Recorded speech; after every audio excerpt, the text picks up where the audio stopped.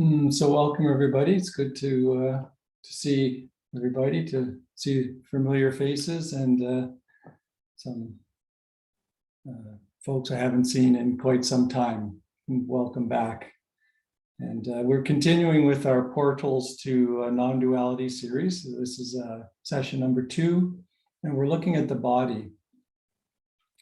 So last week we looked at sense perception, and looking at how that can be practiced with as a portal to non-duality. So in other words, you see something, and there's this moment where it's just pure seeing. It's the moment before the mind comes in with its narrative, its commentary, its labels, and that gap, you could call it, between the direct seeing, pure seeing, true seeing, and the commentary is a portal to our essential nature, portal to non-dual reality. And the idea is with that, we spoke about how with that, bringing awareness to that gap, that we can kind of lengthen the gap so that we're kind of going through the world, sensing through our sense organs the world around us, without jumping into the mind so quickly, and that is a portal.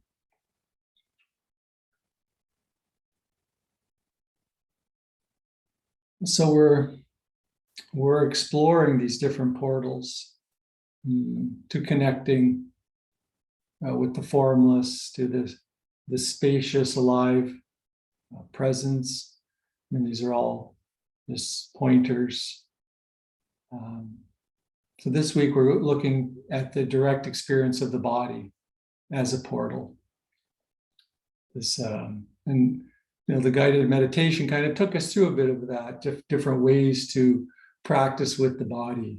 Those more gross sense experiences. You can feel touch. You can put your hands together and push them. You can feel that body sensation of the hands touching, and then also looking at the more subtle energies that most often go unnoticed in our experience.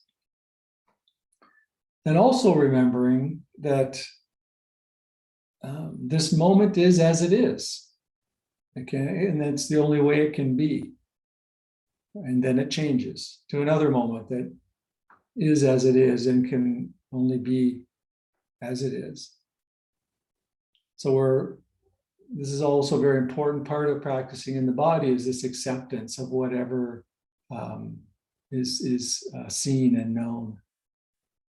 And I'll talk more about the whole notion of accepting the present moment as another potential portal in more detail. So every moment of the day can be considered a potential portal to the unconditioned. So you're awake in this moment, right? Not some future moment. We often think, the egoic mind, to use that term, you know what I mean by that, or sometimes I call it the little me, has this notion that, I'm going to do these practices, and in some future time I'll wake up, I'll become enlightened. And this is just more ego thing. It's just another ego project, right? It's the egoic sense of self trying to add more, to be more. So it's what the little me wants, right? It always wants to get more and more, and can make awakening just another thing to try to get in the future. So it's really important to see that these body practices are in the moment, and that you're awake in this moment. You're simply you're touching into or sensing into that unconditioned consciousness that's already and always present.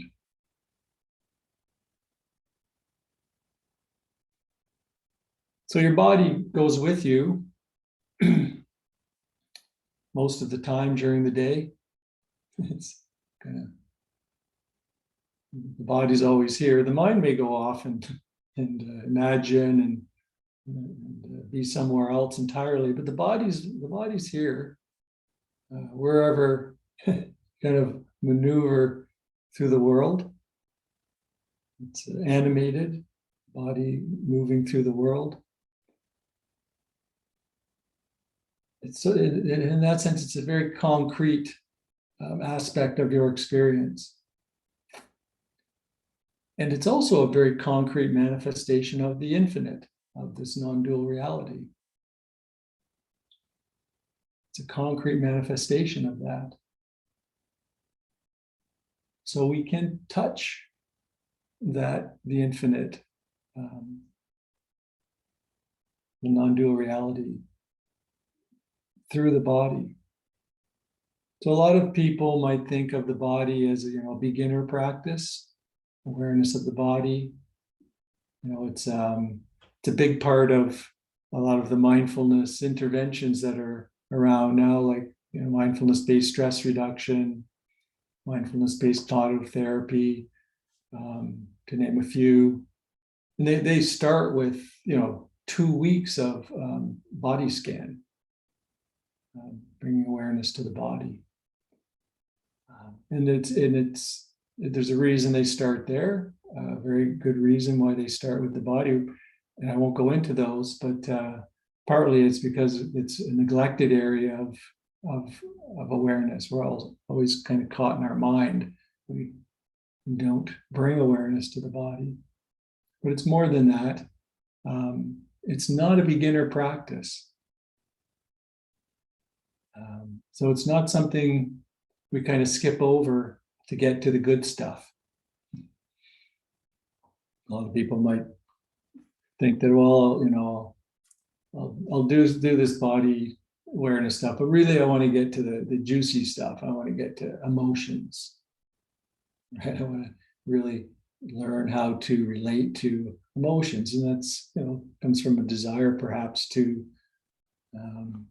tame some strong emotions that are arising. In other words, to change something about ourselves. Again, which is really just another self project. So the body is an important part of the practice. It's not a beginner practice. It's essential part of any practice. In the Anguttara Nikaya, the Buddha says, there is one thing, practitioners, that cultivated and regularly practice leads to a deep sense of urgency, to supreme peace, to mindfulness and clear comprehension, to the attainment of right vision and knowledge, to happiness here and now, to realizing deliverance by wisdom and the fruition of holiness. It is mindfulness of the body. It's pretty clear that this is not something we skip over to get to thoughts and emotions and other perhaps juicier sounding aspects of the practice. Within insight meditation, mindfulness of the body is often stated as a practice for various reasons. It's also often said that, well, the body is in the now. It's always in the present moment. It's the body is interconnected with the mind-heart. So you get a sense of the interconnectedness between those aspects. The body can be an anchor. When we sense into the sensation of the breath in the body, it can be an anchor in the context of a chattering mind. And the body reveals that everything arises and passes away. It's another aspect of the body.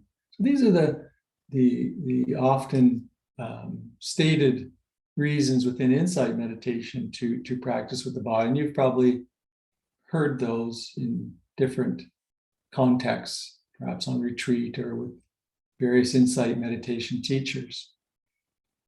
But here I'm adding the body as a potential portal to non-dual reality, to awakening itself. So right now, you can sense into the body. You sense into not only the sensations of the felt sensations that we often speak about, of touch and the air on the skin and any tingling or throbbing in the body. It could be called body sensations. But can you sense into a kind of inner aliveness within the body, just right now, like in any moment, but right now is the only moment there is. That aliveness. That aliveness. The felt sense, as the Buddha calls the felt sense, it's often referred to as awareness of the body in the body. When I first read that translation, I wondered, what does that mean? Awareness of the body in the body. It's simply pointing to awareness of the, dropping into the actual physical experience, the direct experience of the body, rather than your views and concepts about the body. And just feeling that aliveness. It's always there. It's nature. All these organs are alive. There's so much happening in the body. It's alive and moving. You can feel space in the body. This is an interesting practice, to feel the spaciousness or the space. I read that the body is some science magazine I was reading some couple of years ago, that the body is 99.99999% space. That threw me. Wow. So when you're sensing into the space of the body, you're really sensing into the totality of the body, because it's by far mostly space. We take it to be so solid because touch it and it feels solid. So sensing that the body is alive. And this does anchor one in the present moment, because the portal to non-dual reality, it can only take place in the present moment, in the now. It's not something that's going to happen in the future. You're not going to discover non-duality in the future sometime. Again, that's a project of the mind-made self, that you're going to somehow awaken in the future. Again, that's just a project of the mind-made self. There's no awakening in the future.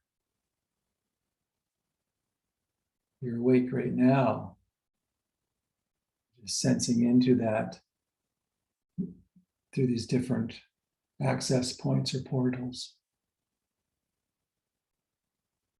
Feeling the aliveness of the body in the present moment. Like the tree. Remember, we spoke about the tree just kind of screaming out the truth to us. It just wants to reveal the truth to us. Our bodies are always telling us the truth as well. Our bodies are screaming out the truth as well. You just have to tilt the ear a little into nature, the aliveness of nature in the body. It's amazing. The body's our nature, interwoven with the whole of nature, inseparable.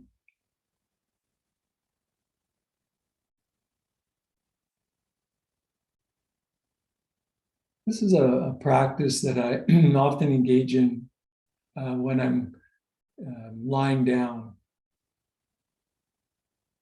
I remember I used to practice this quite often if I couldn't sleep, or if I woke up in the middle of the night and this still happens, I'll wake up from a dream that is perhaps disturbing. And the energies in the body are vibrating very, at a high frequency. And I just touch into all that as it's occurring as I'm lying in bed, touching into the vibrational energy. It's a beautiful practice if the mind is really spinning with thoughts. Kind of look at that as a real opportunity to just sense into that as a bodily sensation, like the vibrational energy of the mind wanting to produce more and more thoughts. You're just lying in bed and feeling or wherever you are lying, feeling the energy fields in the body.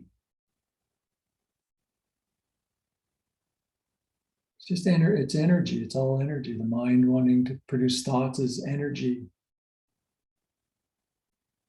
The reverberations after a disturbing dream is energy reverberating in the body.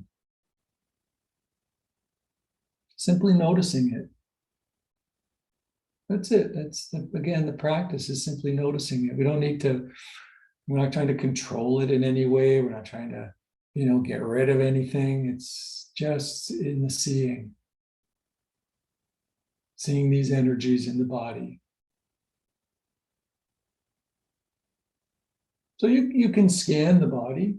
That's fine. A lot of people do body scans where they, I think in MBSR, you start with your left toe and then you go to you work your way up your legs and your right toe and then through your torso and your arms and up through your head. So you can scan the body in that way, but it's not necessary.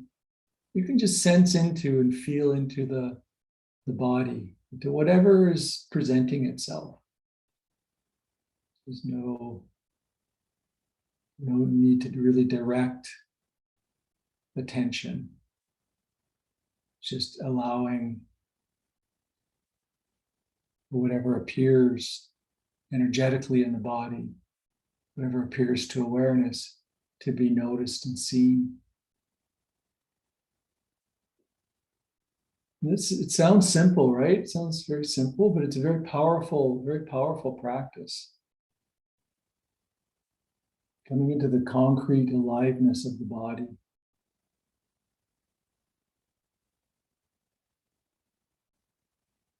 So if you wake up in the middle of the night and the mind is all revved up with narratives about me and my problems, has that ever happened to anybody? Your mind's all revved up. It's, me and my problems, and the mind's quite insistent, right? That you're me and that you have problems. It's very insistent. These are I'm going to, bring awareness, just rest in awareness of the energies in the body. The mind will be very insistent. No, you can't do, not now. You can do that later. But right now I've got the me has these problems, and we gotta think about these problems. So there can be a real pull back into that me and my problems narrative. As the Buddha said, the only problem you have is that you think you have problems. The 83 problem story, one of my favorite little stories. Buddha says, I can't help you with your 83 problems, but I can help you with your 84th. Let's see, what's my 84th problem? That you think you have problems.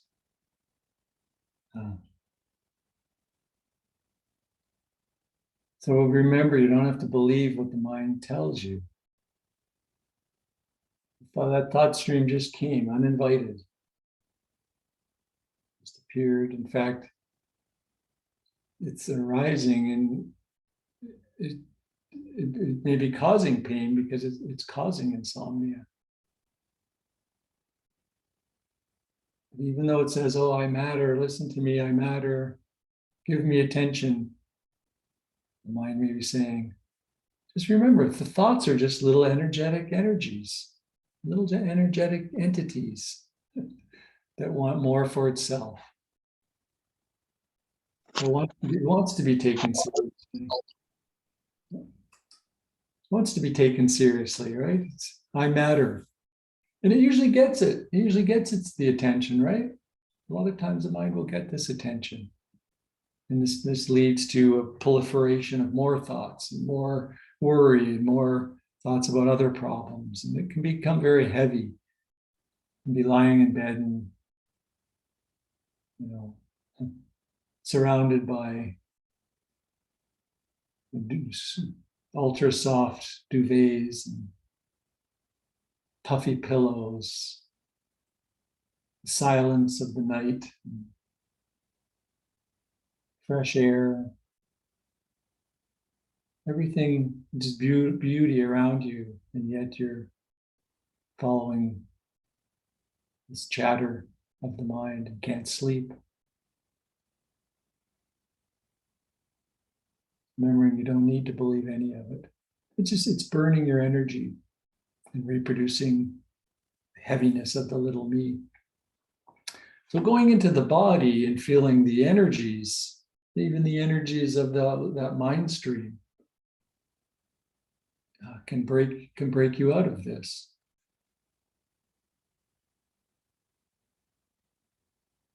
Break you out of that trap.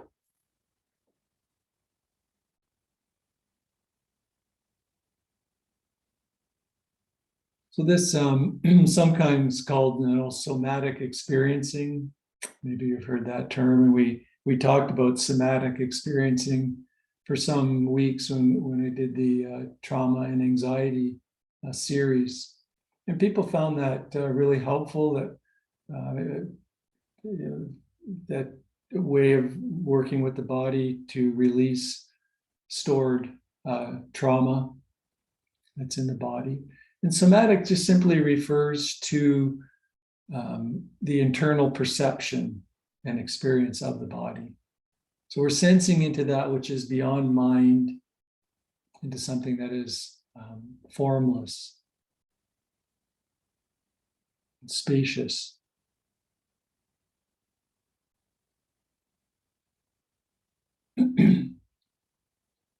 So you can just feel into, sense this energetic aliveness. So again, this can be done. We've been talking a lot about the wandering around meditation that I've been recommending.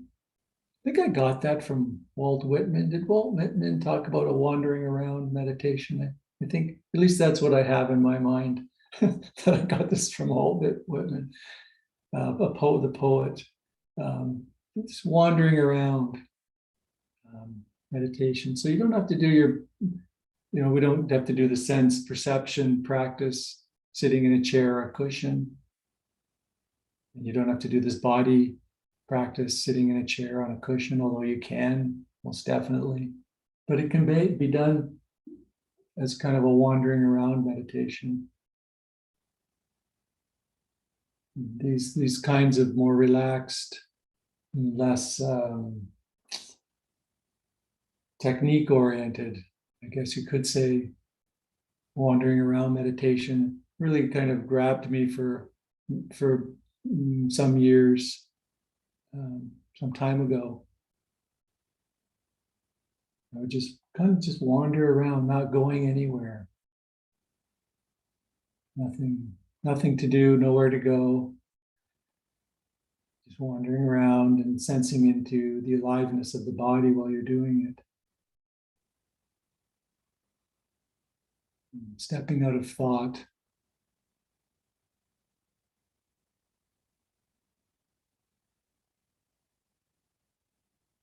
The felt sense. So I'm going to take just a little practice here, the felt sense. So you take your hand and look at your hand. You'll see that you see a hand. So you know one's there. You can see it. You can look at both sides of the hand. You can notice the skin color. You can notice the veins, perhaps the little lines, the length of your fingers, and the palm, the lines on the palm. We're paying attention in a way to the hand. Now close your eyes. And do you still know that you have a hand? How do you know this? How do you know that there's a hand there? You're not seeing a hand. What do you feel in the hand? Can you sense into the aliveness in the hand? The live presence, the energetic presence in the hand. Really sensing into this field of awareness that you know you have a hand. It's a felt sense of the hand, felt sense of the body in the body. So it's non-conceptual, although I was using concepts to guide you. It's actually a non-conceptual sensing of the body. Hopefully that gave you some experiential knowing of what I'm getting at when I talk about the felt sense or the body in the body. So you're just wandering around with that felt sense of the body in the body. As just to wind up and open it up for some questions. Some of you know I practiced Tantra yoga for some time and actually became a teacher of Tantra yoga. And Tantra means to weave, one description of the word, which is what I look at is really the interweaving of traditions and teachings as threads into a practice. And in Tantra, the body takes on a profound and deep significance. It's seen as an actual temple of the divine. And a lot of our practices were within the body, sensing into the body as a vehicle for transformation. That transformation where we're awakening to our true nature. So it's kind of another way to put it is this notion of the portal. So we're taking what's appearing in the material world as a body.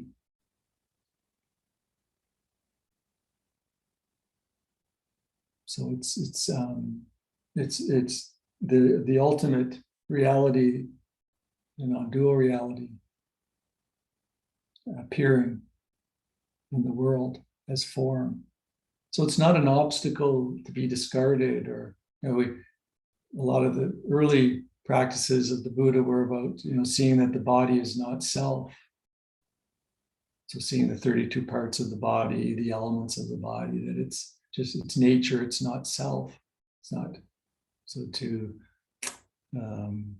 dislodge us from identifying the body.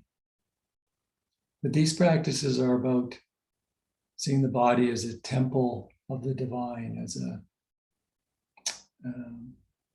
portal to the ultimate reality.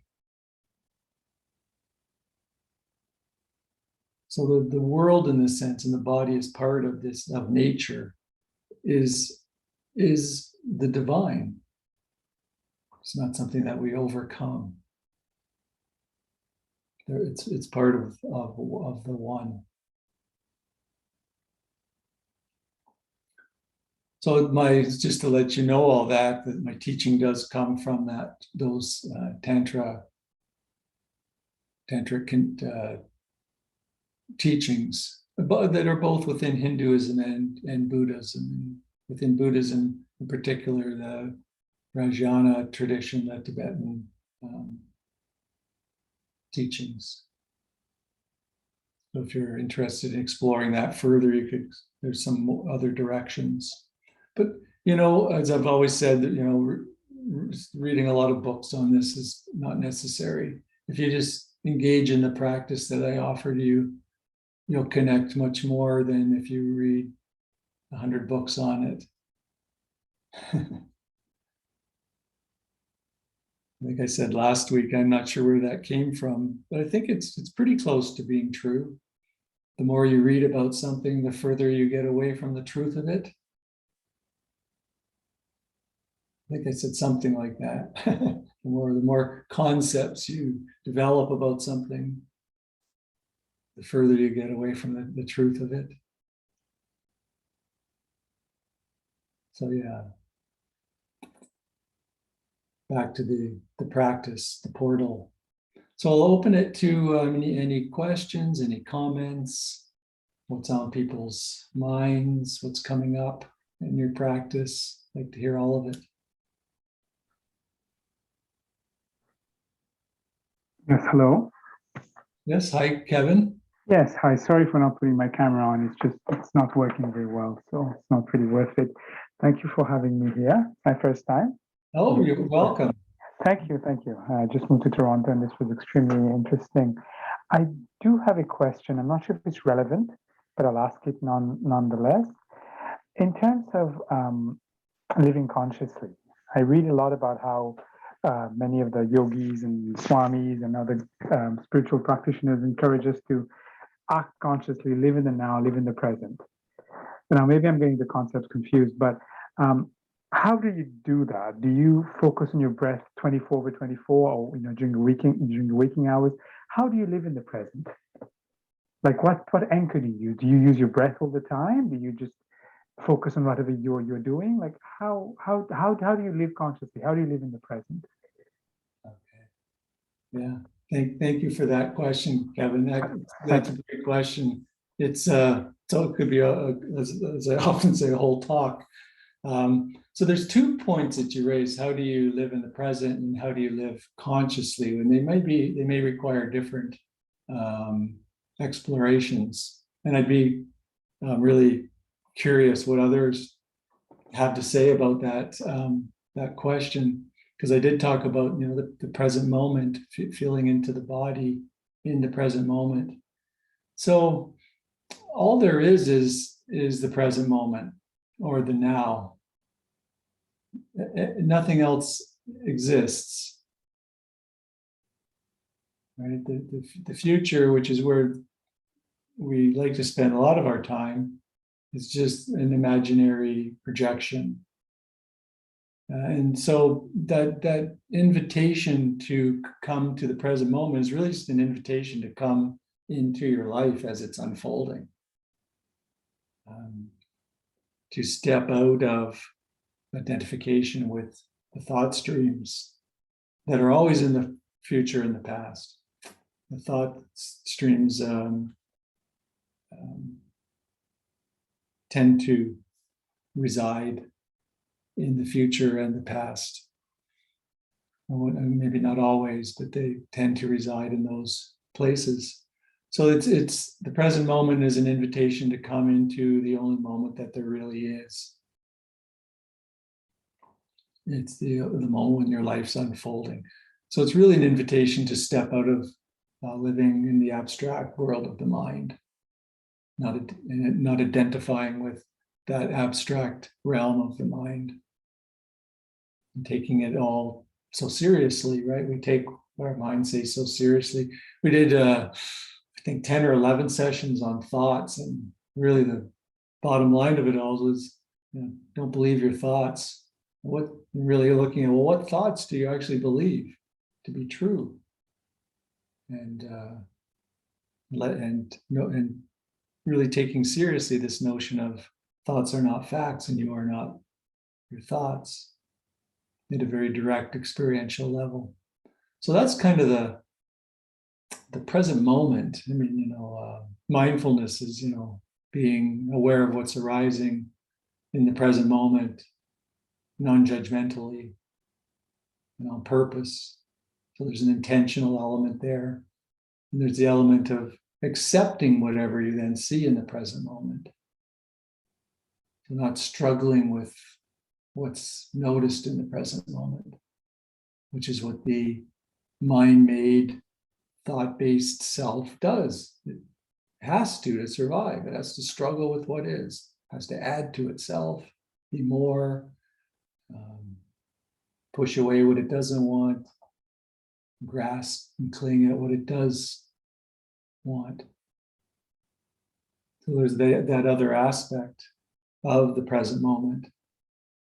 Is this accepting what is seen in the present moment. And that you could say is what living consciously means, as you're very conscious of what's arising moment by moment. So you don't have to be, anchored in the breath. In a way, that could just be distracting you from the present moment, right? We can use the breath and all kinds of objects to, really deny the present moment, because we can become absorbed in some object. The invitation of living consciously is to be very aware of what's unfolding moment by moment and allowing it, not struggling with it. Thank you so much. This was awesome. Thank you. Yeah, hopefully that was a very brief answer to a very deep question. No, but you answered me, I think. Yeah. Thank you so much. Thank you so much. Yeah. And of course, this is, I can throw all these words out there and they all sound wonderful. Well, I hope they do. Well, I don't hope they do, but they can all sound wonderful. But it's really a practice of doing, of actually doing all that, and seeing again and again and again that you suffer when you do struggle with what arises in the present moment. I had to be hit over the head so many times with suffering that it's madness. I look back and think it was madness that I was so stubbornly self-oriented. It's just madness. I look and think, how did I not see that this was just insanity? And so living consciously is stepping out of that insanity. And more people in the world do that, we may actually have a chance of surviving on this beautiful planet.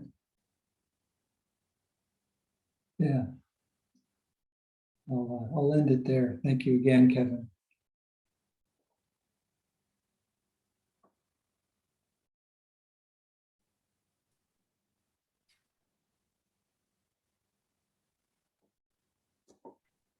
Thank you, Stephen, for that wonderful talk. And thank you, everyone, for showing up, because it's always so nice to see everyone. It really is heartwarming. And Kevin, thank you for coming to your first night here. I really enjoyed hearing your questions. I just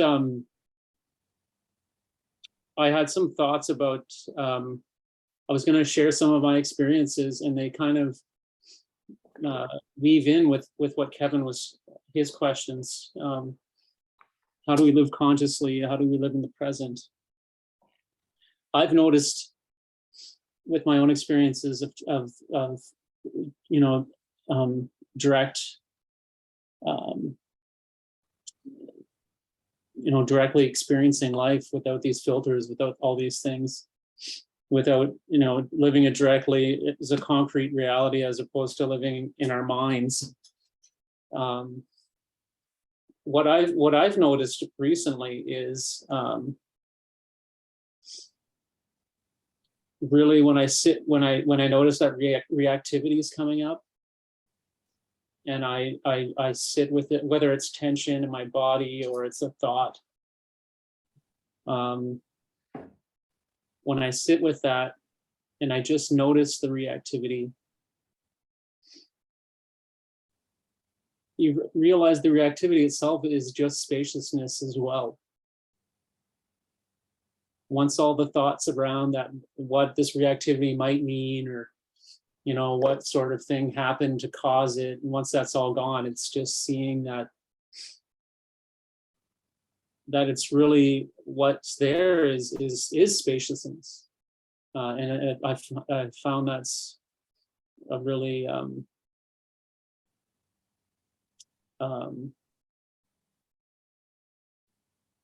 because I've experienced that spaciousness with positive things, quote unquote positive.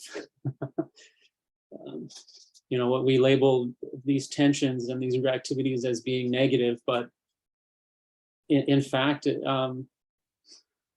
it's just this spaciousness that's there. When I find it, when I can just sit with it and just be with it, and I thought of, you know, how do we live in the present? And we were talking about portals, and it's funny, I was just talking about, I meet with another meditation group, and I was talking about portals today.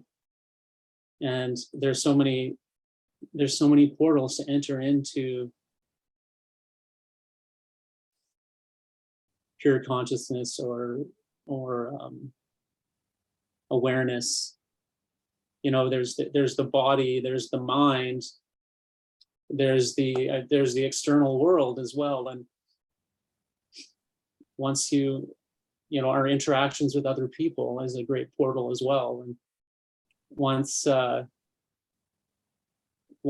you enter one portal, you're also entering all the other portals at the same time, which is pretty cool. And I see that more and more as I practice. And the living consciously thing, when I think of living consciously, I think of, we've had some talks about fear and fearlessness and stuff, and for myself, I see that living consciously is really when you're able to live fearlessly,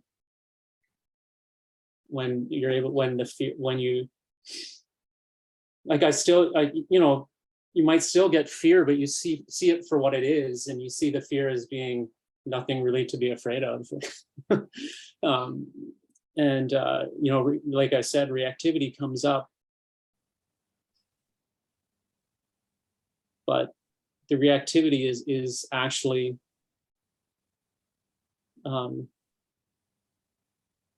it's actually nothing to be worried about. It's nothing. It's underneath. It's just this empty space that's full of every meaning, but that has no meaning at the same time. And if being able to directly experience that is, like, you just know that to be true. It's not just fancy words. So those are my thoughts, and yeah, I'll pass it off to someone else. Thank you so much. And Stephen, if you have any comments on what I just said, it's always great to hear what you have to say as well. So thank you.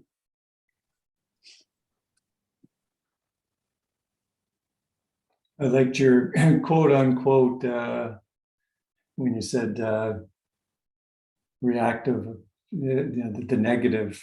So what we call Yeah. Because those are opportunities to practice, to just to see, right? Like anything. I've told my impatience story here many times, how I had to practice with impatience by, your teacher told me to put myself in a long lineup so that I could practice with impatience arising. And I hadn't felt impatience for some time. And it was this week, I think it was this week or very recently, I was driving and I saw that the Hogsback Bridge was up. So the cars were all lined up. And what arose as a thought in my mind was, I'm going to get in that lineup and experience impatience and see if impatience arises. And if it does, I'll be able to see if there's a reactive pattern around impatience that I can see. And I was actually quite excited to see impatience arise. I thought, well, this will be cool. And I had that experience too with restless mind on the middle of the night. Oh, this would be kind of cool to see the energy of restless mind. I haven't seen that in a while. It's not there. And impatience really didn't come up. I just kind of sat there and waited. So it didn't, but it was this weird kind of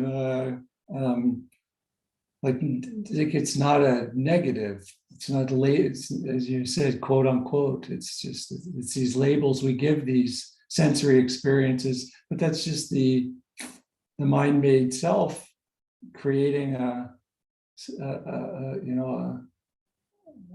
the illusion of not wanting. Yeah, so they're all just opportunities to practice. Can we really just see those as it's just energy? These are, and if impatience does arise, then it's simply a reactive pattern that's still hanging around in the mind that can also just be seen, whether it arises or not. It can just be seen as, oh, look, there's some juiciness laying around here that can be seen. Yeah. Just old patterns, haven't burnt off. You can look at them. Wow. Amazing. Yeah. Yes, Okay. First of all, I'm sorry I always join a bit late. I think a very good question started, how to live in the present and whether to concentrate on breathing or, in my practice over a long period of time, breathing, sensation, focusing on a flame, focusing on all these things are some ways of living in the present. But in my practice, I find is, that, when a thought comes in, the trouble, if that's the right word, starts in that from one thought, you jump onto the other thought, and then it becomes an endless process. Like a very good example, you said that you are standing up in a queue and the impatience, stay with the impatience. I think the trouble starts in that when you try to get out of impatience, I am impatient. Oh, I shouldn't be impatient. That's what I think it starts. On a thought, if I stay with a thought, just with one thought, doesn't matter, whatever it is, thought of anger, thought of disgust, thought of competition, just that particular thought. And just observe it. And I think the energy which these thoughts have got, in my practice, I think that they just fizzle out. And then all of a sudden, it isn't there. There is a certain blankness. And then, of course, the mind is quite clever. Can't stay with the blankness. And immediately another thought would come in. And in my practice, I find is all right, okay, now the other thought, let's stay with it and see how long would it be. I don't know. That's my way of handling. I don't know what you think of that one. Yes, that's that's a beautiful illustration of practicing with thoughts arising, just noticing, seeing them as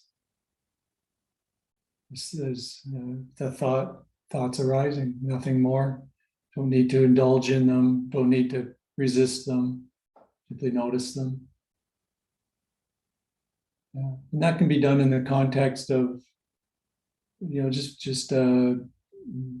just resting in awareness, not necessarily an absorption practice of following the breath or a candle or concentrating on an object, which is not something I really have taught very much recently. This more technique oriented, because we're manipulating reality a little bit when we do that, right? We're doing something with we're ranking. So we're trying to choose an object, or so we're manipulating our experience in a very subtle way.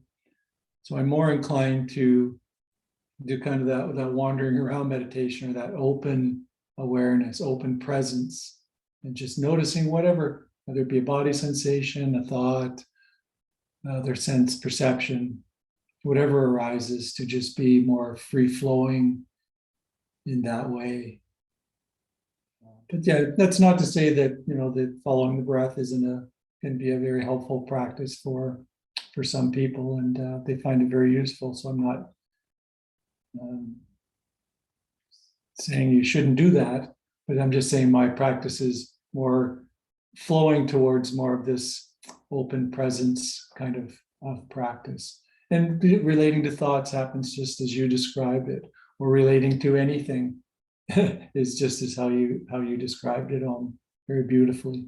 Yeah, thank you. Thank you very much. I just wanted, one thing that I just reminded me of what Om you said is just reminded me of the second noble truth, the paths of suffering, and that's attachment.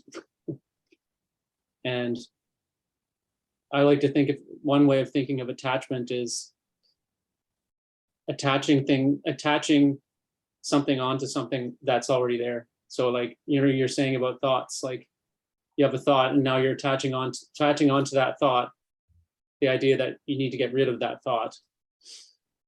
So it's kind of a different way of thinking about attachment, but I think the Buddha would think that was a good way of thinking of it. I think it applies. It's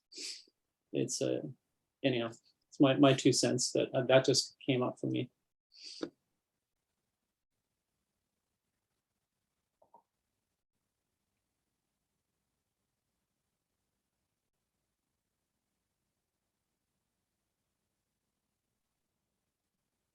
Yes, Anna. I have something very simple to share. Last night I happened to wake up lost in thought.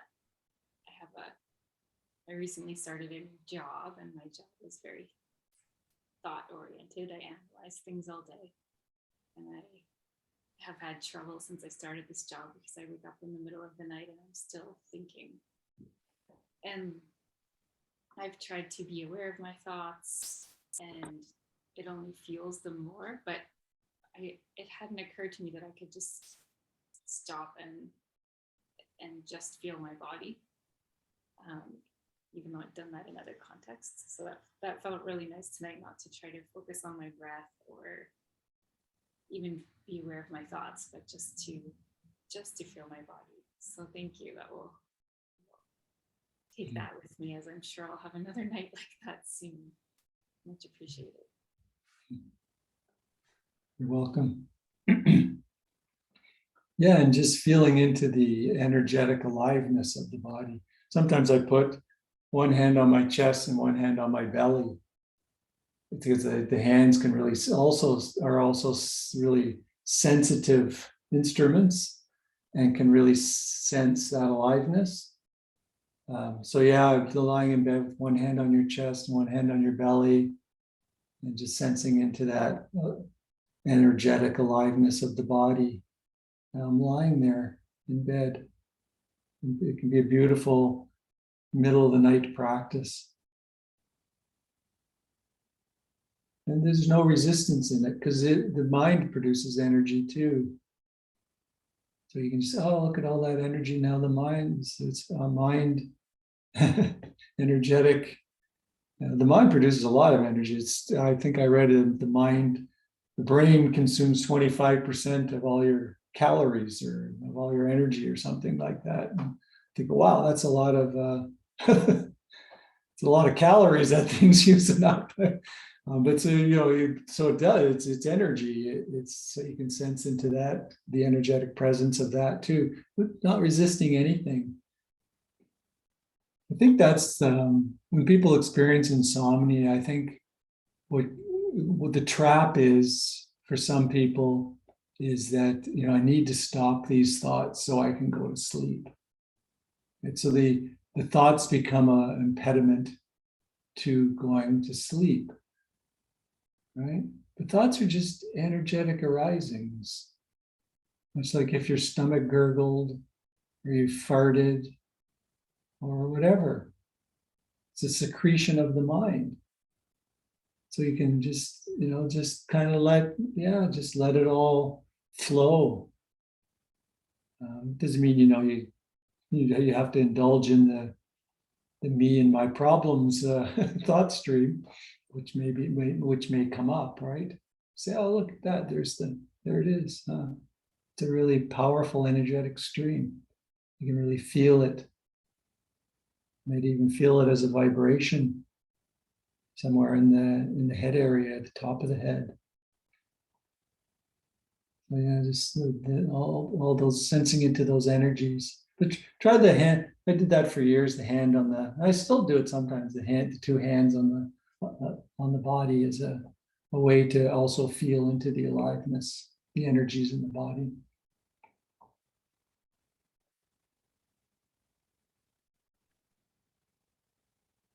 Stephen, thank you so much for another wonderful talk. And as Jason iterated, I love seeing everyone all the time. The one, my brain works in metaphors and visualizations. So as everyone was talking, I was thinking about somebody standing in a pool and trying to learn how to float. And the more they struggle to float, the more they don't float. And then one of my favorite words is just surrender. And I compare the struggle to try to float to just surrendering, to like not being present and pushing away thoughts and then just allowing thoughts. And surrendering isn't giving up. It's just kind of allowing what is. And then you're now floating around in the pool. And that could be like your thoughts are taking you here, your thoughts are taking you there, but you're not struggling with them. And so when Kevin asked the question and you all were talking, I was like, yeah, it's kind of like that, just kind of like this surrender. It doesn't mean, the thoughts are still there, stuff is still there, whatever's going to happen in the morning is still there. But instead of doing this, or like trying to swim, because if you stand up, you're still good, you're not going to die. You're just like floating. So I guess the word that I was thinking of as you all were talking was just surrender. That's like one of my favorite words that somebody said one time. And yeah, so that's my thought on that. And I have other things to say, but it's 8:28 and I'm going to stop now. So thank you. Surrender is a wonderful word, and that fits right into Kevin's question. Living in the in the present moment, aligning yourself with whatever's happening in the present moment is simply surrender. Accepting what's arising in the present moment is surrender. And it's not resignation. It's not like I have a crappy job and my Dharma teacher said to surrender, so I just have to put up with this crappy job and this, this and all these crappy things. It doesn't mean that you're not proactive in the relative world, but it's aligning yourself with the present moment is a really nice, I think, definition of surrender. Yeah. So I'll end it there, and I will be away for the next 2 weeks, and Jason and others will be. Jason will be giving the talks, and I think others may be also guiding meditations. So maybe Ioana, maybe Micah. So it'll be kind of a different group effort. And yeah, so the group will go on. I am also, just a point of information, in talking with the Shambhala Center about moving to a hybrid live group at some point in the future. They're kind of keeping Thursday nights in their smaller meditation room for us. So at some point we're gonna have to decide, but I'll just plant the seed, and then we can talk more about that when I get back. But I think I'm getting a lot of emails from different people saying, "Oh, I just went to a live retreat and it was like food for the soul, and I was just this coming together as community again is just something that just felt so rich." And I'm just thinking it may be time. It's feeling like it's time for me. That's what's arising, and we'll just have to figure out how to most safely and respectfully do that. So that'll be the next conversation, I think, that we'll look at. So yeah, thank you, everyone. Love to see you all. Thank you, Stephen. Thank you, Stephen.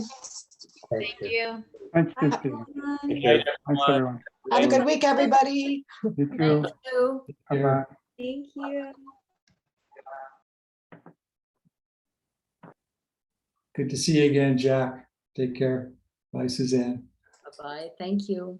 You're welcome.